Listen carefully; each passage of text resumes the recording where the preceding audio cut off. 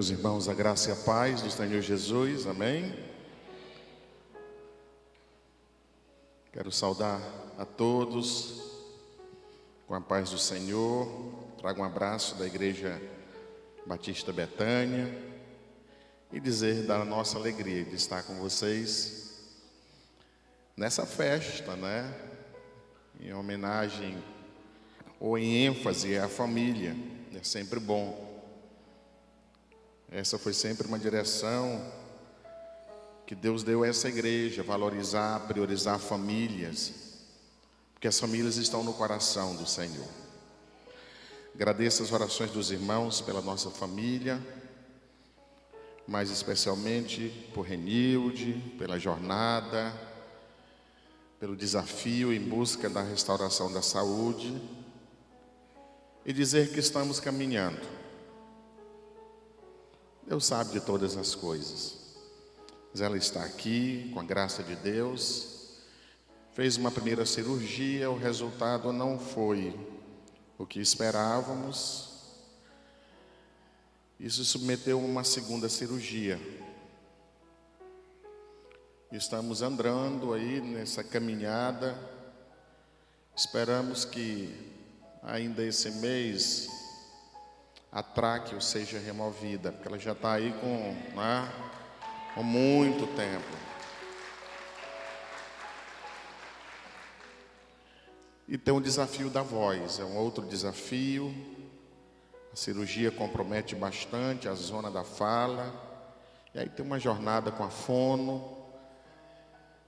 E acima de tudo confiamos no Senhor. Amém? A gente às vezes... nós oramos para Deus remover a pedra, e tem hora que a gente tem que orar para Deus nos ensinar a lidar com a pedra. A lidar com a pedra. Glória a Deus. Parabéns pela visão de enfatizar mesmo o mês todo sobre família. Nós precisamos aprender mais, porque ninguém passa a vida toda, se prepara para tanta coisa na vida. E o que menos a gente se prepara é para viver em família, Você tem aula de tudo. Mas você não tem aula para ser filho, você não tem aula para ser pai, você não tem aula para ser esposa, você não tem aula para ser irmão. De repente está todo mundo junto e a gente vai aprendendo aí numa luta diária. Quando eu olhei o tema que foi me passado, o tema do mês dos irmãos, família cristã e os desafios do mundo moderno, eu fiquei a pensar sobre o que falar. Eu sei que muitas pessoas estarão falando esse mês sobre família. Eu digo, meu Deus, o que eu vou falar? Mas eu quero falar hoje um pouco do que cada um de nós estamos vivendo nos últimos tempos, do que nos é muito familiar. Eu estava meditando sobre a nossa geração. Essa geração, seja dos mais idosos, os mais novos aqui, quanta coisa a gente já viveu, irmãos. Quanta coisa a gente já viveu. A nossa geração passou por uma revolução digital. Coisas que hoje é tão natural para nós.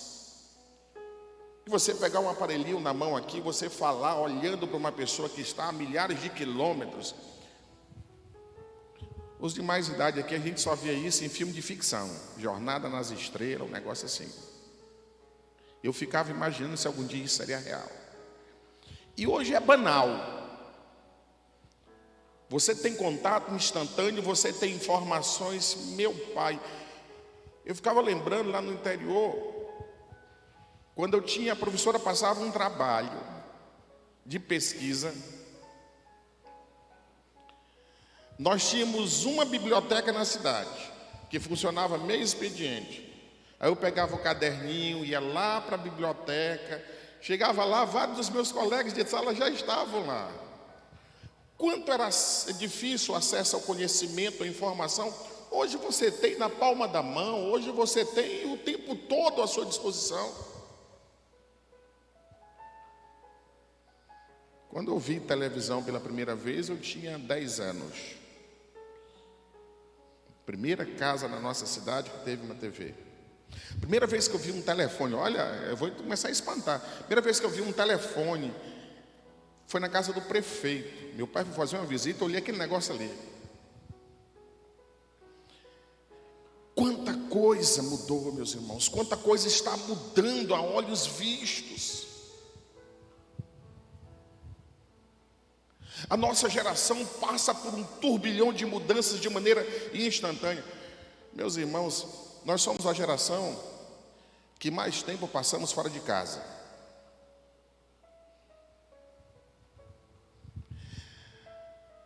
Uma criança hoje está com 2 anos, 3 anos, eu vejo, não está conseguindo nem andar direito, já está na escola, irmãos. Já está na escola. O ano letivo começava em março, os adolescentes aqui, em março. Como ele terminava em novembro, olha só as férias que nós tínhamos, né? Dezembro, janeiro, fevereiro, lá para março. Ainda tinha julho. Entrava na escola às 13h30, quando dava 18 horas já estava saindo. Meu Deus, irmãos, eu vejo lá na escola. No mês de janeiro já começou, nem mal terminou o dezembro, no mês de janeiro já tem aula. O aluno do ensino médio, irmãos, ele entra 13 horas, ele sai quase 21 horas. Sem falar que ele tem aula no contraturno, ele tem aula no sábado, às vezes domingo. Então os filhos passam menos tempo em casa do que você. Quando chega em casa ainda tem que ter aula de reforço, tem que ter aula de natação, do esporte. As crianças hoje já vivem uma sobrecarga, uma agenda. Na minha cidade, o comércio fechava meio-dia, abria 14 horas, todo mundo ia para casa, tomava um banho, almoçava, tirava aquela soneca, depois voltava para o trabalho. Hoje em dia, irmão, já tem lugar que não fecha dia nenhum. Eu estava vindo para cá, eu vi um local desses frigoríficos lá aberto agora, que vende só carne. Isso tem nos impactado de uma maneira que a gente não consegue imaginar. Os pais hoje trabalham muito mais para manter uma família do que trabalhavam os nossos pais. E vivemos às vezes com uma sensação de frustração, de que não estamos conseguindo atingir as metas que queríamos. A nossa geração sobreviveu a uma pandemia. Você tem noção dos impactos que isso causou em nós e que ainda não conseguimos mensurar? Eu sou capaz de dizer que todos aqui conseguem lembrar de um nome, ou de um familiar, ou de um amigo, ou de um colega de trabalho, ou de um vizinho que perdeu na pandemia. Todos nós.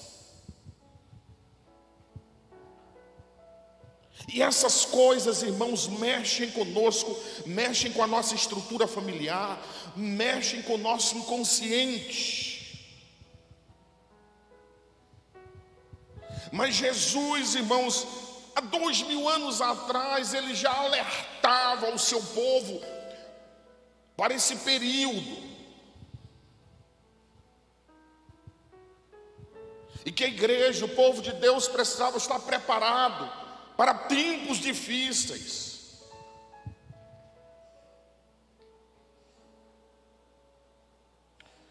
Evangelho de Mateus, capítulo 6. Versículos 31 a 34. Mateus capítulo 6, versos de 31 a 34, mesmo sentado como está. Acompanhe essa leitura.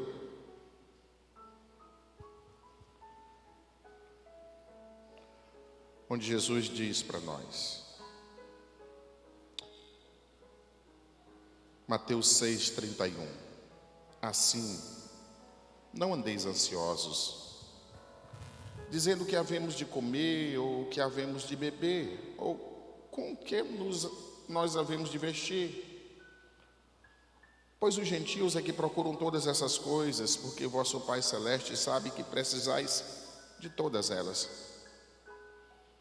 Mas buscai primeiramente o reino de Deus e a sua justiça, e todas essas coisas vos serão acrescentadas.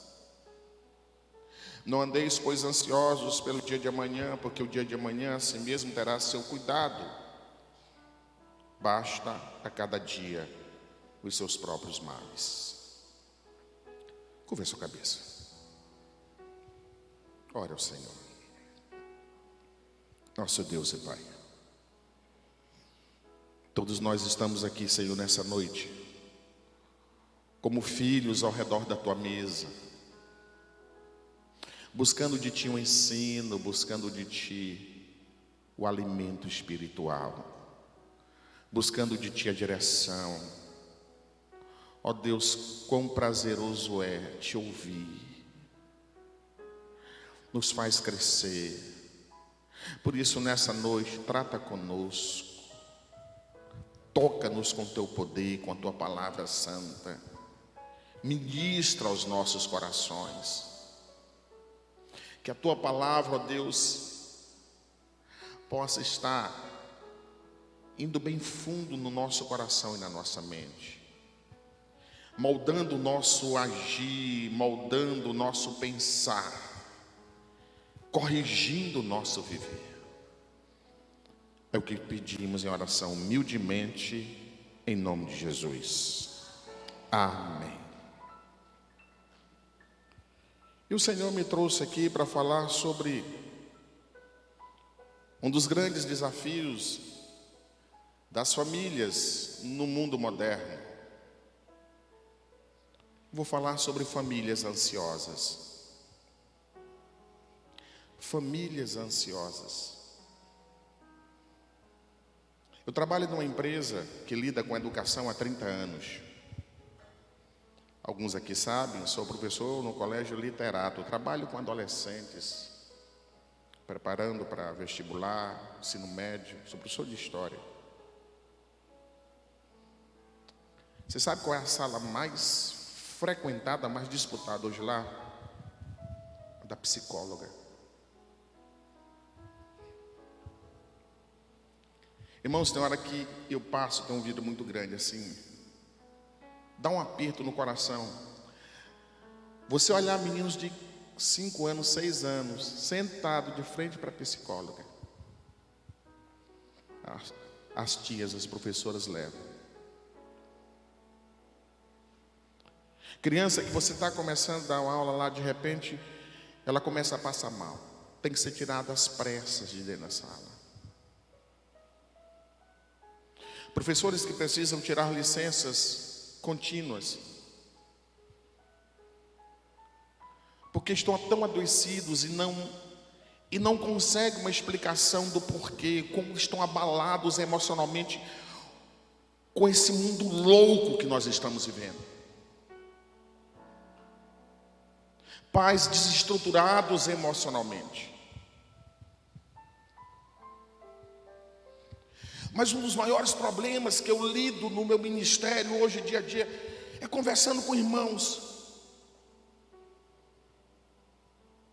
fazendo terapia, andando para psicólogo, fazendo psicanálise, tomando remédio para tentar dormir. Esse mundo está nos adoecendo, está nos arrebentando. Nós somos pressionados de uma maneira que nós não entendemos, não percebemos. Só que de repente o nosso organismo começa a funcionar mal e nós ficamos assustados. E algum tempo atrás eu estava dando uma aula, e olha que eu lido com isso, eu converso com pessoas, eu oro. E eu estava dando uma aula normal, irmãos. De repente parece que o meu coração foi a 360. Eu tomei um susto, com a plataforma assim, a sala cheia de alunos. Eu digo, meu Deus, o que é isso? E deu uma disparada assim, e eu segurei aqui, e aí, óbvio, eu conversando com tantas pessoas, na mesma hora, eu digo, ela chegou. Chegou, e eu comecei a controlar a respiração, na mesma hora eu entendi, devagarinho foi saindo, pedi licença aos alunos, fui lá e sentei, me acalmei, orei, dei uma baixada. Terminei o dia, voltei para casa, conversei com minha esposa, eu digo, olha, eu tenho que ter cuidado, porque a minha jornada, o estresse, o cansaço, são tantas coisas que nós vamos somatizando, são tantos problemas que nós achamos que resolvemos, que lidamos bem e não percebemos a marca, o impacto, o quanto aquilo ali ficou dentro de nós. E no dia seguinte, estava lá veio novamente. Graças a Deus a coisa controlou. De lá para cá não teve maiores consequências. Mas irmãos, está espalhado. E quantas vezes nós oramos irmãos tristes, abatidos, desanimados. Quantos pais sem saber o que fazer ao lidar com filhos tão pequenos, já abalados psicologicamente, emocionalmente. Os dados da OMS, a Organização Mundial de Saúde, e olha que já estão aí mais de ano que vocês saíram, 350 milhões de pessoas no mundo. 350 milhões de pessoas no mundo. E no topo do ranking, o Brasil é o país que mais tem sido afetado, com pessoas sofrendo de ansiedade, com pessoas sofrendo desses males modernos. Irmãos, eu não quero nessa noite simplificar o que é por demais complexo. Eu não quero espiritualizar algo que eu sei que não é apenas de natureza espiritual. Se você chegar para mim, uma ovelha minha, chegar para mim e dizer, pastor, eu estou sofrendo de ansiedade, o que você me recomenda? Eu digo, vá procurar um profissional, imediatamente. E repreendo colegas que não fazem isso. Existem pessoas que estudaram, que estão preparadas, e a medicina pode muito nos ajudar. Mas eu diria também, saiba que a Bíblia pode te ajudar muito. A Bíblia pode te ajudar muito. Ah, pastor, eu tenho um amigo que estava passando por uma crise emocional, por uma crise de ansiedade, e ele foi à igreja tal, oraram por ele, e o problema está resolvido. Eu digo, olha, isso não é uma regra. Não espalhe para as pessoas, não induzam as pessoas a crer que as coisas vão se resolver apenas dessa forma. O que eu quero nessa noite é mostrar algumas verdades bíblicas que podem nos ajudar nas nossas angústias, nas nossas inquietações, seja conosco ou com quem nós amamos, ao lidar com os nossos filhos, os filhos lidando com os pais, olhando irmãos que estão passando por um momento de angústia. Eu quero mostrar algumas verdades à luz da Bíblia. Irmãos, biblicamente falando, existem dois tipos de ansiedades, ou dois tipos de preocupações. Aquelas que eu domino e aquelas que me dominam. Aquelas que eu domino, e aí Jesus diz, não andeis ansiosos. Então existe um nível em que eu posso ter um controle, mas nós vamos encontrar a Bíblia mostrando também que existe um nível em que pode me dominar. O salmista no Salmo 94, versículo 19 diz, quando a ansiedade já me dominava no íntimo, o teu consolo trouxe alívio à minha alma. Aleluia, glória a Deus. Eu quero mostrar três fontes, e todos, irmãos, ninguém está imune. Três fontes de ansiedade, de angústia, de sofrimento. A primeira fonte que tem causado tanta angústia no meio do povo de Deus, no meio da igreja, no meio dos lares, é querer controlar o que não está no teu controle. Presta atenção. Querer controlar o que não está no teu controle. Nós temos essa ilusão de achar que nós controlamos tudo. E quanto mais você tem essa mania de controlador, mais você sofre. Irmãos, Deus não nos deu um controle remoto da vida. Talvez seja esse tempo moderno em que você chega, senta em casa, pega um controle, coloca o pé no banco e fica ali, sabe? Parece que o mundo em sua volta, você tem controle. Irmãos, da vida não funciona assim. Muitas coisas na tua vida, nunca você terá o controle. E nós queremos ter, e sofremos porque não conseguimos controlar.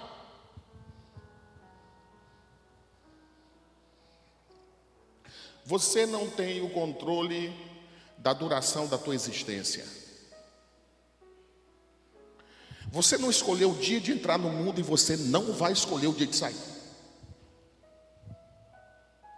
Então não adianta você ficar angustiado, porque eu posso morrer qualquer hora. Todos nós podemos morrer a qualquer hora.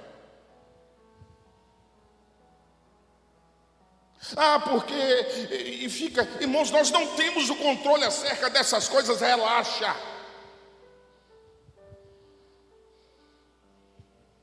Aí tem hora que você fica olhando para o filho. Mas eu espero que o meu filho, eu morra primeiro que meu filho. Ok, bem-vindo ao clube, eu também espero.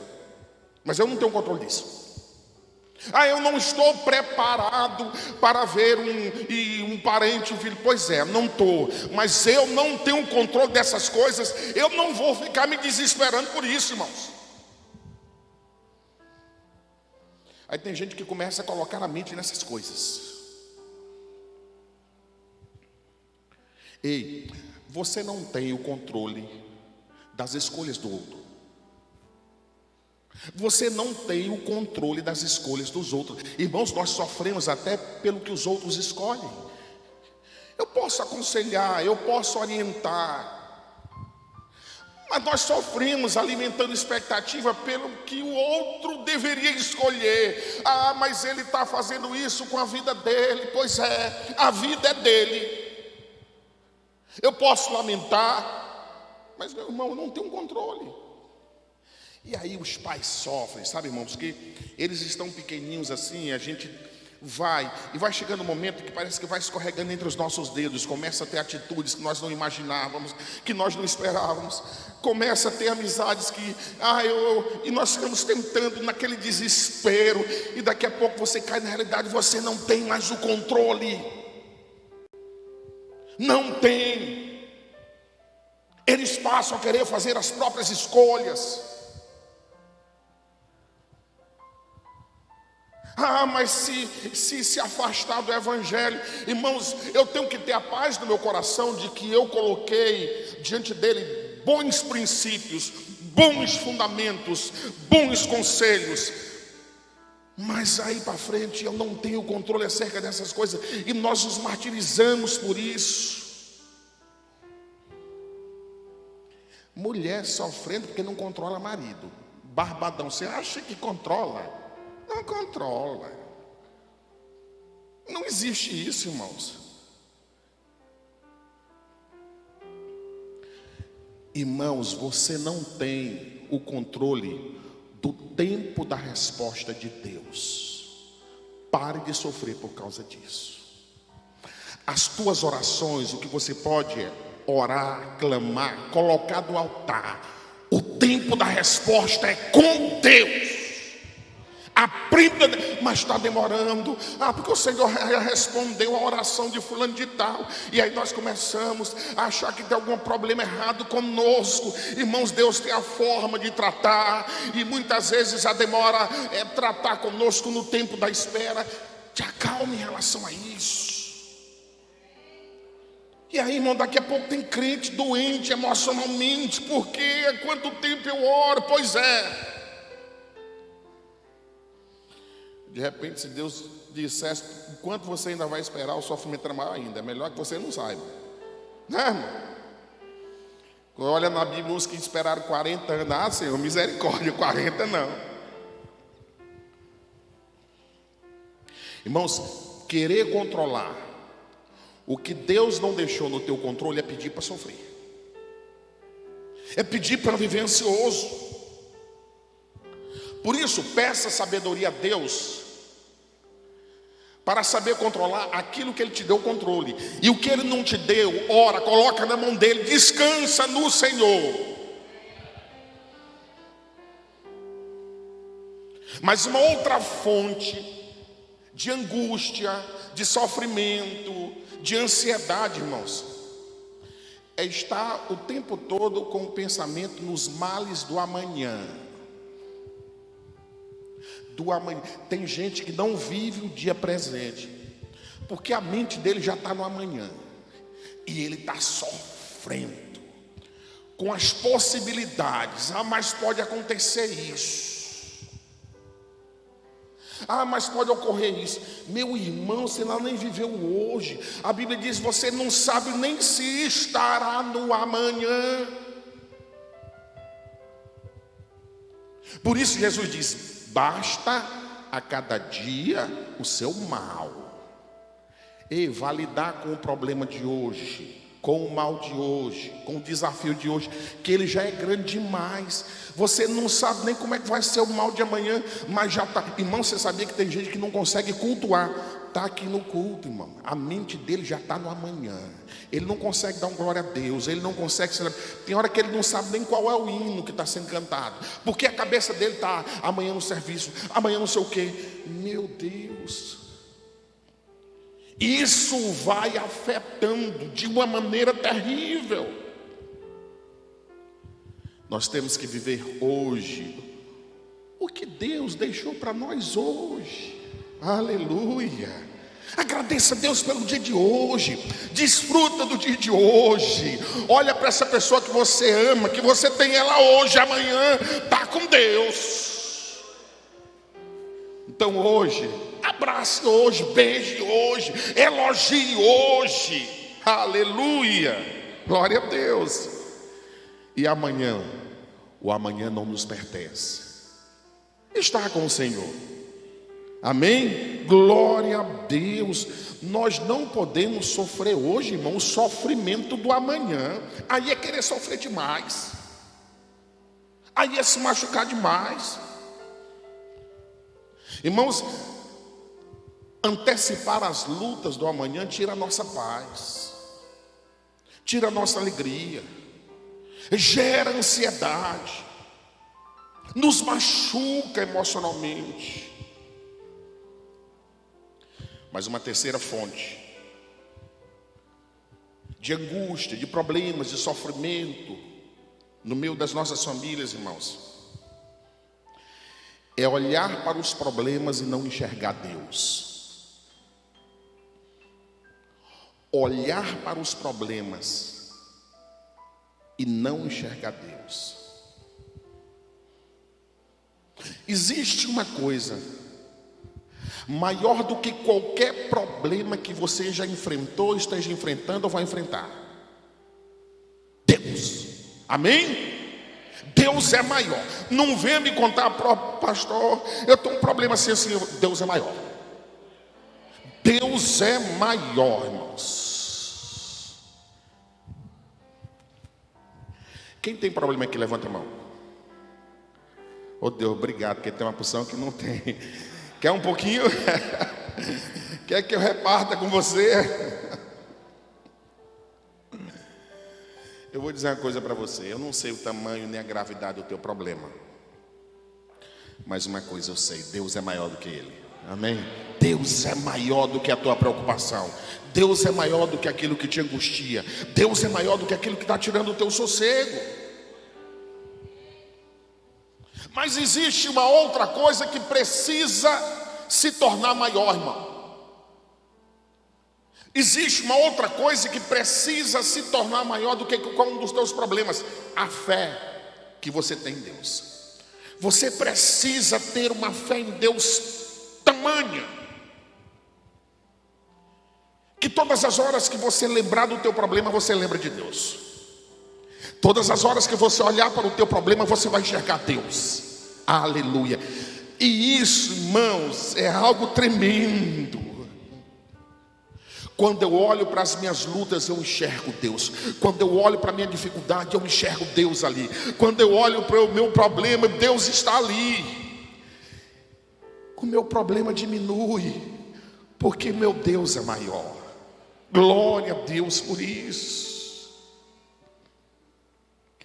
Lembra no dia que Davi chegou no campo de batalha? E os irmãos, o exército estava todo diante dos filisteus e daquele gigante em cima da montanha. Sabe por que o gigante se tornava maior? Porque eles não enxergavam Deus, só enxergavam o desafio, só enxergavam o problema, só enxergavam a dificuldade. Tem hora que nós estamos ansiosos, angustiados, nos consumindo. Sabe por quê? Porque nós perdemos a capacidade de enxergar Deus. Aí Davi chega, irmão, ele olha para o tamanho do gigante, olha Deus do lado, eita, Deus é tremendo, olha o tamanho do meu Deus, é muito maior do que esse desafio, aleluia. Quando Elias estava orando para chover em Israel, após quase 3 anos sem chuva, e ele estava ali orando, e ele mandava o servo dele: vai olhar, ver como é que está o horizonte, como é que está o céu, se há alguma nuvem. O servo ia, e ele olhava para o céu, irmão, ele não enxergava Deus, ele só enxergava que não está chovendo, está sem água, não vai cair. E ele chegava e tentava contaminar Elias com as informações: está do mesmo jeito, não vai vir chuva, o céu está limpo. Chega um momento que ele vai dizer: olha, tem até uma nuvem, mas é tão pequena, aquilo não cai nem um chuvisco, é do tamanho da mão de um homem. Mas Elias, ele olha para Deus, irmãos, e ele diz: vai chover, e vai chover como nunca choveu em Israel, porque ele está olhando para Deus, e Deus é maior. Aleluia, glória a Deus.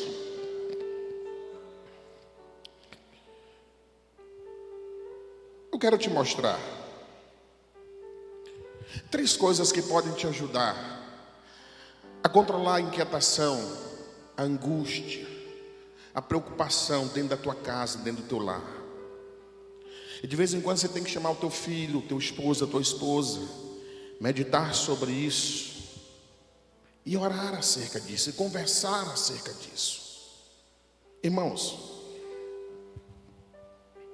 biblicamente falando, ninguém anda ansioso por vontade divina. Ninguém anda ou vive ansioso porque Deus quer. Ah, porque Deus quer. Não. O texto, Jesus está dizendo: não andeis ansioso, certo? Então não é a vontade dele. Nós temos a mania, irmãos, de tudo dizer: é porque Deus quer. Não. Deus permite muitas coisas, mas não é porque Ele quer. Deus não quer que você ande angustiado, que você ande sofrendo, que você ande ansioso. A ansiedade, ela não vem de Deus, e ela não é alimentada por Deus. Não é. Ela é de um defeito humano. É um defeito nosso de funcionamento. É um defeito de não sabermos lidar com as nossas limitações. E tem gente que acha que é um super-homem, que é uma super-mulher, que dá conta de tudo, que resolve tudo.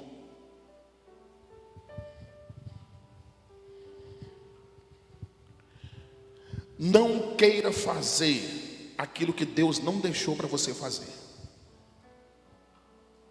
queira. Nós precisamos ter esses limites. Você quer combater a angústia, quer combater o medo dentro da tua casa, quer combater a ansiedade? Faça o que você pode fazer, o que está dentro do teu alcance, e o mais, deixa com Deus, deixa com Deus. Irmãos, o que nós temos vivido na nossa família é para fundir a mente e a cabeça de qualquer um. Sabe, é uma montanha russa. Primeira vez, eu sei que agora, eu sei porque eu convivo. A gente falava de pessoas usando o traque, eu nunca imaginava uma pessoa com 2 anos com a traque, eu não tinha visto. Eu sei agora que existe, porque eu durmo com uma. E a gente vai para uma cirurgia, na maior expectativa, irmão. Aí a gente chega e aí faz. Vai ficar bom, daqui a pouco. E eu digo, nossa, eu tenho que cuidar da cabeça de Renilde. Nós não podemos. E nós começamos a conversar. Eu digo, minha filha, olha, nós vamos buscar a paz de tudo que depende de nós vamos fazer. Marcou uma consulta, nós vamos para a consulta. Tem médico tal, nós vamos para médico tal. Tem exame tal, nós vamos fazer esse exame. E nós vamos fazer isso aqui. Mas o que não depender de nós, vamos descansar. Não vamos descansar. Porque um chega, um fala uma coisa, outro chega, outro fala outra coisa. E daqui a pouco a gente começa a ficar com o coração apertado, angustiado. Não, eu tenho a paz, nós temos a paz, que aquilo que depende de nós estamos fazendo. Mas tem muita coisa que não depende de nós. Está com Deus.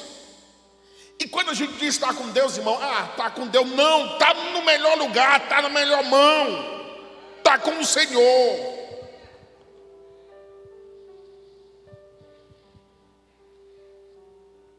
Às vezes a gente fica sofrendo, irmão, querendo fazer, não depende de ti. Ei, preste atenção, Deus não te deu poder para mudar o coração das pessoas. A gente fica ali porque eu queria mudar. Você não tem esse poder.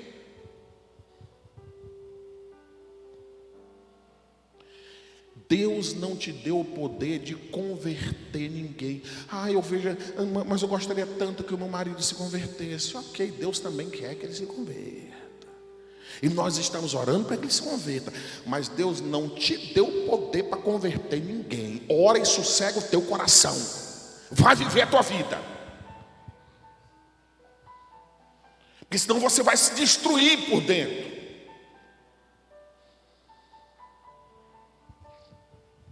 Mas uma outra coisa que vai te ajudar muito, meu irmão. Aprenda a buscar Deus antes de buscar pelas bênçãos de Deus. Aprenda a buscar a Deus antes de buscar pelas bênçãos de Deus. Porque, irmão, muitas vezes nós estamos fazendo como os ímpios. É o tempo todo querendo a bênção, querendo a bênção. O ímpio não quer relacionamento com Deus, ele quer a bênção de Deus. E tem crente que está começando a fazer a mesma coisa. Buscar a Deus antes. Irmão, diga uma coisa. O que é mais importante? A bênção ou a fonte da bênção? A fonte. Irmão, se eu tenho acesso à fonte, glória, né? Não vai faltar. Eu tenho acesso à fonte. O que é mais importante? A prosperidade ou a fonte da prosperidade? O que é mais importante? A paz ou a fonte da paz? E tem hora, irmão, que a gente está... Nós temos que ir na fonte, irmãos. Nós temos que ir na fonte, irmãos. E a fonte é Deus. Veja, sem Deus, você pode até conseguir a bênção, mas a bênção se estraga. Eu vejo uma porção aí que já foram abençoados e estragaram a bênção, e jogaram fora a bênção, e desperdiçaram. Sabe por quê? Porque estava querendo só a bênção, não estava querendo o Deus da bênção. Deus, irmãos, é fundamental. Deve vir antes. Sem Deus a prosperidade acaba. Sem Deus a paz é passageira. Quando eu tenho a fonte, irmãos, tudo isso está comigo permanentemente. Por isso busque a fonte, não se distancie da fonte, aconteça o que acontecer. Quem tem Deus tem tudo.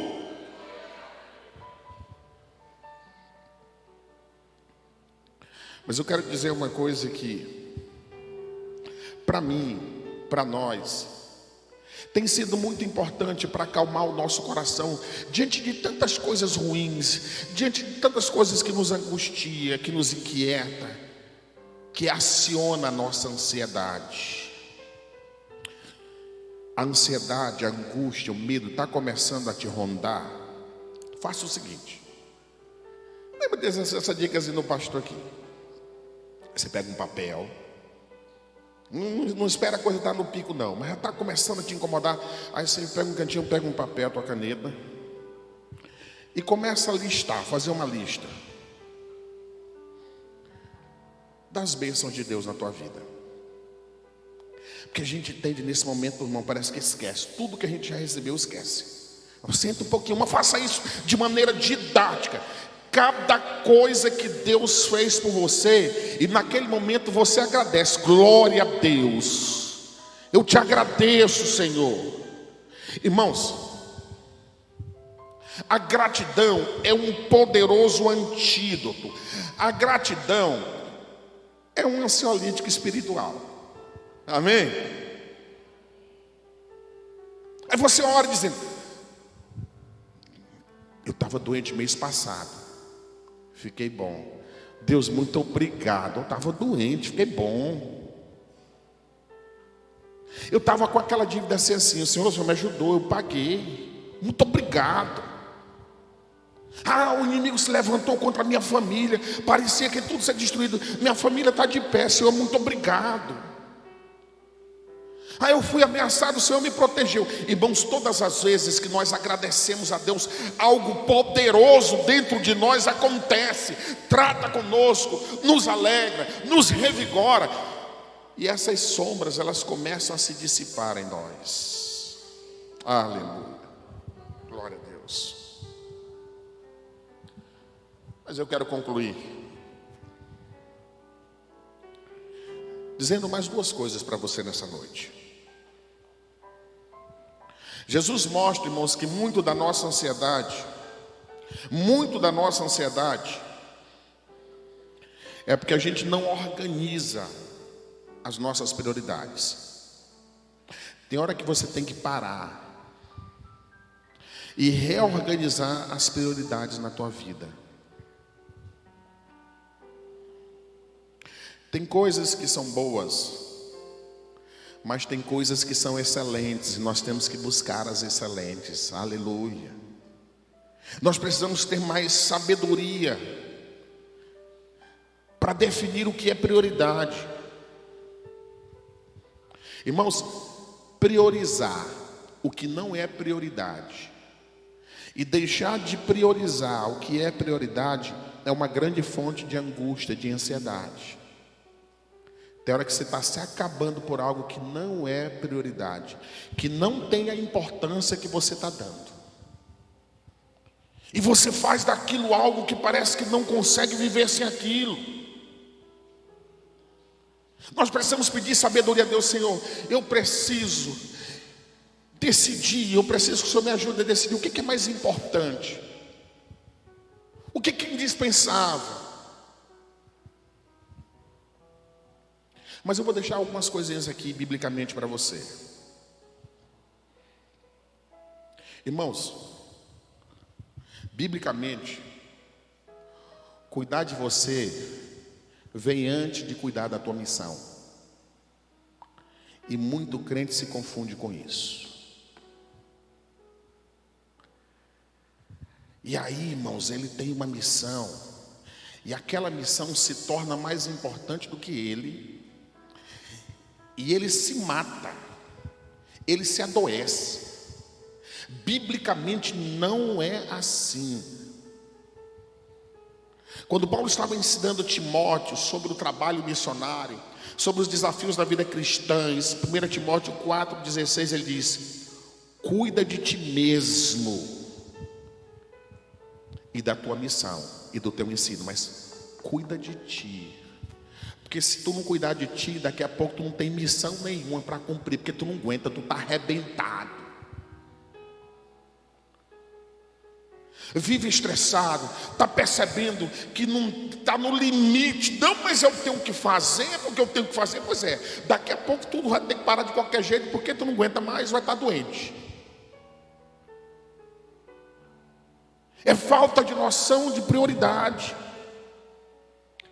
Irmãos, por mais responsável que você seja, por mais consciente do dever, entenda uma coisa: biblicamente, família vem antes de trabalho. Biblicamente, família vem antes de trabalho. O pastor não está ensinando ninguém aqui a ser responsável com o trabalho. Eu sou um profissional, eu procuro ser zeloso, mas eu tenho essa consciência: a minha família vem primeiro. Porque se tu achar que o teu patrão vai ter essa consciência, meu irmão, a Bíblia mostra isso. 1 Timóteo 5,8: mas se alguém não tem cuidado dos seus, principalmente dos da sua família, negou a sua fé. Cuida da tua família, porque se você não cuidar, ninguém vai cuidar. E hoje em dia as pessoas estão relegando, abandonando família, abandonando os filhos. Aí depois fica chorando, aí vai ficar ansioso, vai ficar doente mais tarde, se culpando, um sentimento de culpa. O que mais, irmãos, adoece os pais é sentimento de culpa.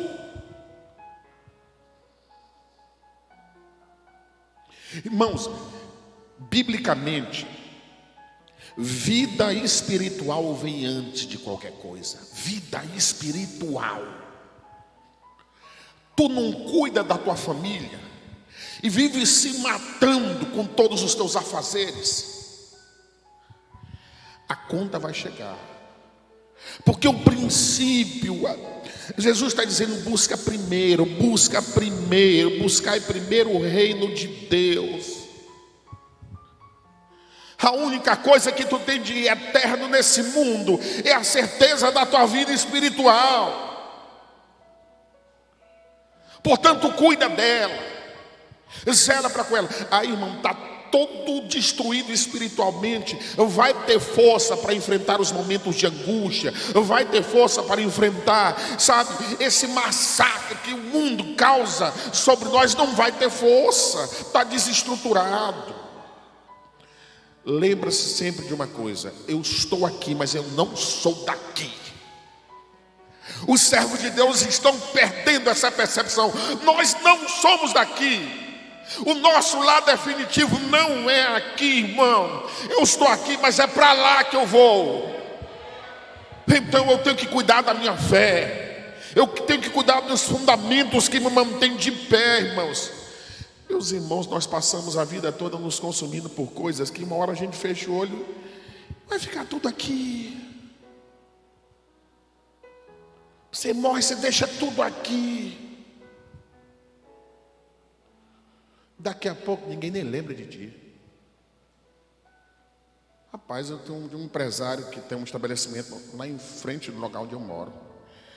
Aquele homem era uma paixão por aquilo ali, se dedicava, chegava ali, irmão, chegava ali no início do dia, no final se matando, cheio de plano: eu vou expandir isso, aquilo, outro, e é tanto investimento, e você olhava o zelo dele com aquele negócio ali, aquilo era a alma dele. Irmão, ele morreu.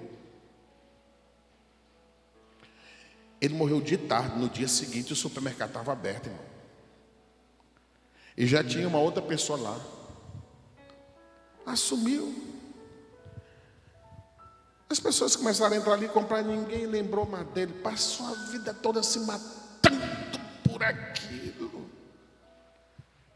Nós precisamos valorizar aquilo que de fato tem valor. E o que tem valor, meu irmão, é a nossa vida com Deus, a nossa intimidade com o Senhor, os nossos momentos de oração, o aprendizado na palavra do Senhor, é procurar aproximar a nossa família da casa de Deus, é incutir nos nossos filhos os princípios eternos do Evangelho de Cristo Jesus. As outras coisas Ele acrescenta.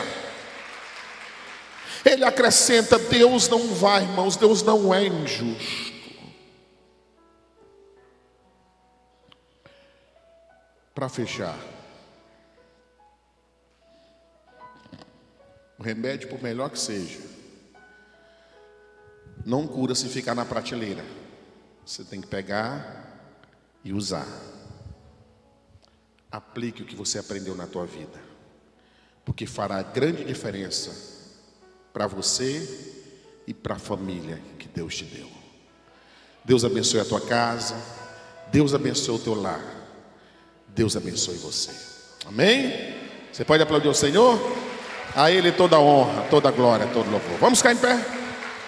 Vamos ficar em pé?